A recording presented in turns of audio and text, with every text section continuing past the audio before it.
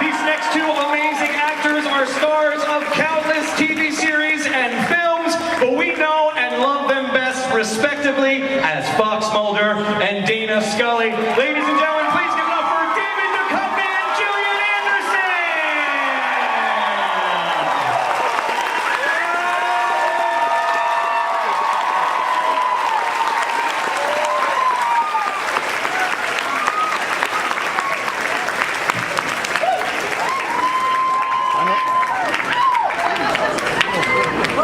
Suffices to say, I think we have some fans here, guys. I think we have some fans in the building. Thank you so much, both of you, for coming out.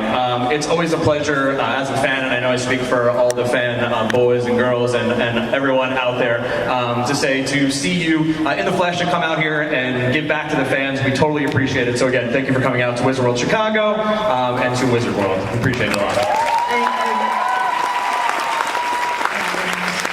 And thank you for bringing back the characters recently. I mean, I know we're going to get into, it's super exciting, again, for the fan base to get that both in 2016 and 2018, and we can talk a little bit later about, perhaps the future, if it exists. The future is out there.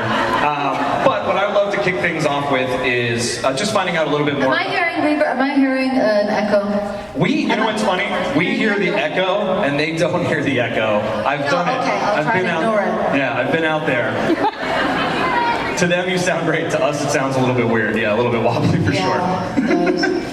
Tell us about your early starts. I know, David, you started as a writer in college, and then, and Gillian did a little bit of writing.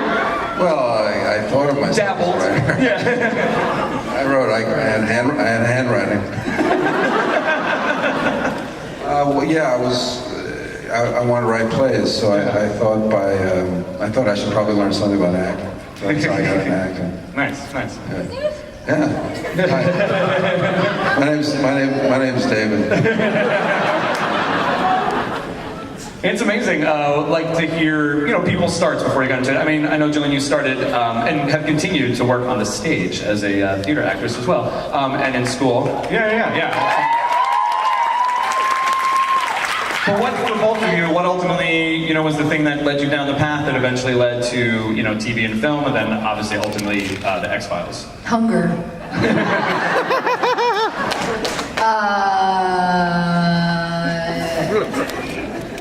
I just, I had, from whatever point I had decided that I wanted to be an actor, that's what I pursued, and at a certain point I was auditioning for stuff beyond theater. Sure. That included film mostly film. Didn't want to do television. And then after a year of saying, no, I'll only audition for film, I auditioned for a television show. And that was that. Was there something early on in your careers that felt like everything was going, the way you wanted it to go, and, was happening the way you wanted it to happen, like a project or then I started waitressing again. Yeah. No, I just mean, you can have, you think at every stage, Sure. This either sucks or this is amazing, and then it can suck again, and it can be amazing again. Yeah. David, anything for you sort of early on before getting, the part of the X-Files, or maybe it was the X-Files itself, where you felt success, some level of success in the industry, and then it continued? If I could pay my rent and eat, then I thought I was successful. So I had that for probably a couple of years before the X-Files. I felt fine. Sure. I did a movie called The Rapture. That was very, for me, that was a big deal. And then, I just thought, like Gillian, I didn't want to do film, because at that point, in the history of mankind, I don't know if it was back in the 20th century, but there was a big difference between television and film, and there was a big difference between the perception of television actors versus film actors. So it wasn't something that people were dying to do, and then eventually it kind of evened out. Now I think actually, most of television, or most of the things that you get through a screen in your own home, I don't think people actually watch television anymore. But that the caliber of that, and certainly the acting in these things is just as good, if not better, than film now. Oh, I agree 100%. Yeah. That wasn't the case. Which is why Gillian would have said she didn't want to do television, and myself's the same. Has the sort of landscape of how filming happens doing a TV show changed throughout the years in terms of the schedule and kind of the way scripts come in and things like that? Since your early years again in TV? I don't know if they. I mean, certainly when you're on the set and they're having to change the film mag. Back then, where you'd actually have a break, right. A little bit of a break because they had to change the magazine. Now they don't because it's all digital, and so everything is much speedier. But they still seem to shoot the same amount of hours, even though It didn't speed anything up. That was the legend when it all started with visuals. Oh, it's going to make things so much faster. We'll never cut. We'll just keep going. But we're still cutting. But I think what's changed mostly is just the schedule because of the orders, that you do 6-episode show now and 8-episode, 10, 12. And when Gillian and I were doing X-Files, it was anywhere from 22 to 25, 1 hour. So that's a huge difference in terms of one's creative lifestyle, just your life in general. well, even just a few years ago when I was doing The Fall. I was trying to talk to people in the States about the fact that I did this series that was 6 episodes. They would look at me like, well, that's not a series then. 6 episodes, then what is that, like a special of the week, a movie? That sounds like a hobby. Yeah. I did this little thing called The Fall.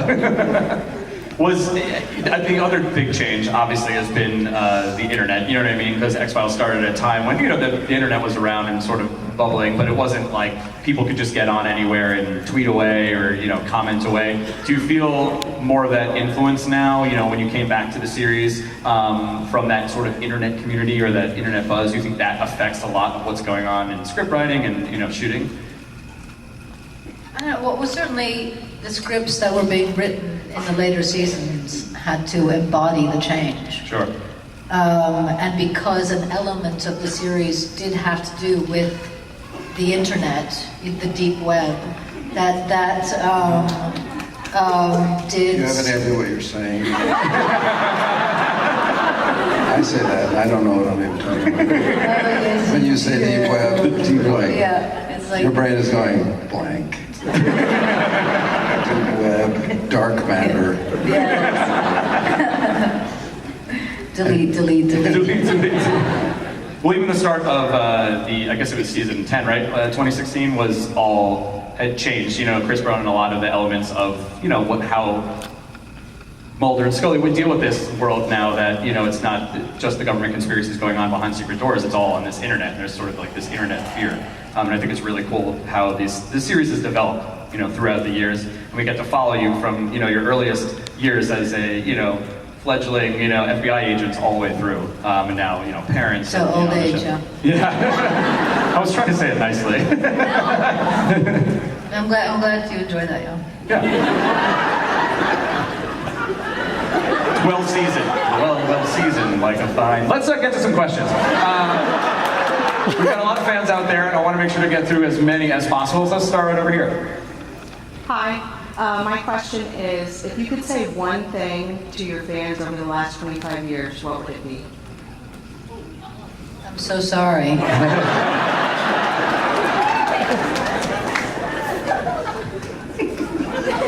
David? I don't get it. I'm sorry it's over for you. I'm sorry it ended the way it ended. I'm sorry. We're sorry.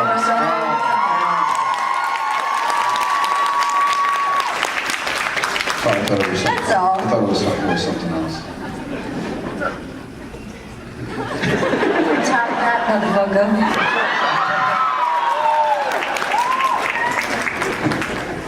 That was for both of us.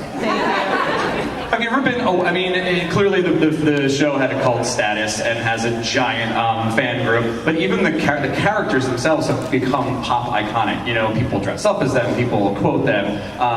Was there a point where you were kind of aware of that, sort of looking in the mirror and kind of seeing yourself out there in the fan world and realizing you had created what will, forever last as these very pop culture, significant, legendary characters in the sci-fi universe?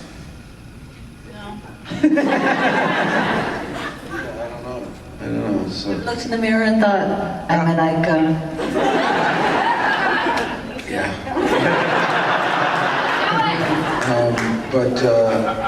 Yeah, I started to think. I walked around in New York City and I was like, yeah, everybody wearing a suit. They're Mulder. They're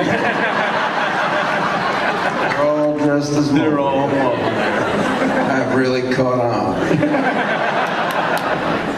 Awesome. When I see polyester pantsuits, we know who started that trend. Yeah. and the famous hair as well. The famous bob hair. Yeah. Oh, has anybody seen this picture that this girl did of all Scully, the history of Scully's hair? Yeah. It's right there.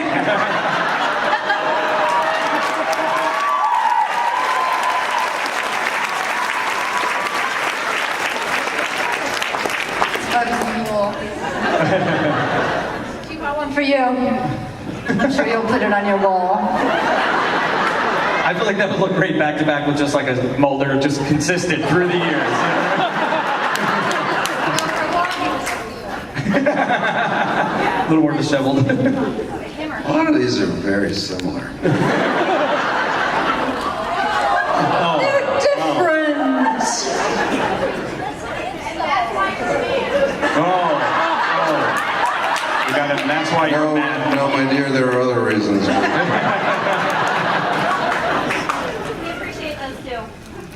The other reason why you're mad. It's lovely. Thank you. Hey, let's get the next question. Hi, I'm Kathy. I have a question. Were episodes like Small Potatoes just for like the comedic effect? Were they as fun to make as they were to watch? Well, they some episodes had a different tone than others, and they would have like a more comedic tone like that one. And I don't know if they were fun because speaking for myself, I would feel pressure for it to be different, or if I really liked the script, I sometimes wanted it to be great or funny in that case, and that would sometimes would feel like more pressure than the other ones. And I'm not saying I didn't give a shit about the other ones, but I was aware that this was a different type of bar that we were trying to get at. So I don't know if it would be fun. It would be fun in a challenging sense, yes, but not fun in like, oh, we're making comedy and we're laughing all the time. Fun. Except that I do remember when we got them that it felt like a relief.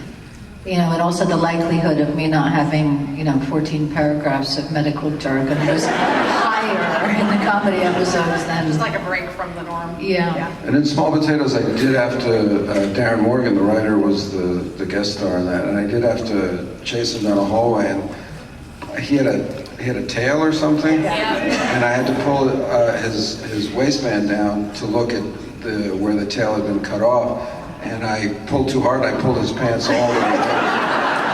So that was fun? That was fun. That part was fun. That was fun. Thank you. Hey. For Darren. Hi there, welcome to Chicago. Hope you're having a good time. And my question is going to be a little bit on the strange side. Geez, strange questions, I wonder. Filming while you question. Well, I want to record this for posterity, sir. Anyway, my question... Posterity like your friends? No, just my personal collection of strange questions I ask celebrities. Now, Okay. so let's get. Now here's the question. Question is, okay, let's break the fourth wall. If you could break the fourth wall and go back to season 1 of The X-Files, you, the actor, are talking to your character. So, Mr. Duchony, you are talking to Mulder. Ms. Anderson, you are talking to Scully. If you could give them one piece of advice, what would it be? Don't do it.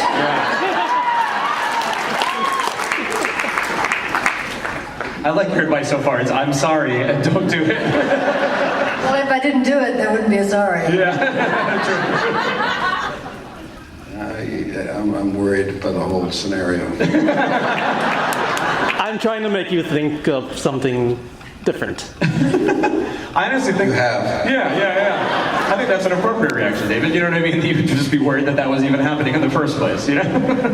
Awesome. Hey. Thank you very much. Hi, I'm Joe.